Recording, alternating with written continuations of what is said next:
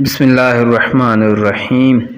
حضرت ابن عمر سے روایت ہے کہ مسلمان جب مدینے آئے تو جمع ہو جاتے اور نماز ادا کر لیتے، اور کوئی آدمی ان کو نماز کے لیے نہیں پکارتا تھا۔ ایک دن انہوں نے اس بارے میں گفتگو کی۔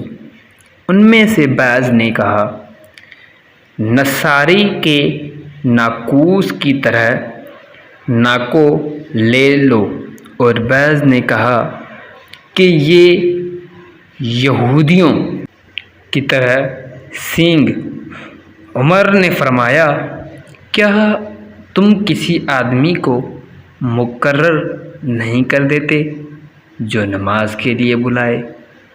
رسول اللہ صلی اللہ علیہ وسلم نے فرمایا، بلال اٹھو اور لوگوں کو نماز کے لیے پکارو۔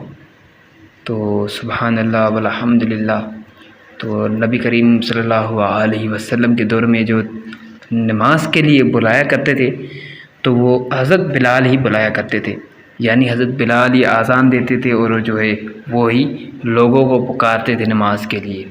تو آج کل کا دور ہمارے پاس چل رہا ہے، مسجدیں ویران لگی ہوئی ہیں، ہوٹلیں آباد ہوئی ہیں، دیکھو تو سب ہوٹلوں پہ مرے ہوئے ہیں، اور کوئی کہاں گراؤنڈس آباد ہیں کرکٹ کے، مسجدیں ویران ہیں۔ تو استغفر اللہ، اللہ پاک ہم سب کو 5 وقت نماز پڑھنے کی توفیق عطا فرمائے، اور حضرت محمد صلی اللہ علیہ وسلم کی حدیث سننے اور اس کے اوپر عمل کرنے کی توفیق عطا فرمائے، آمین یا رب العالمین۔ اللہ ہم سب کو 5 وقت نماز کا پابند بنائے، آمین۔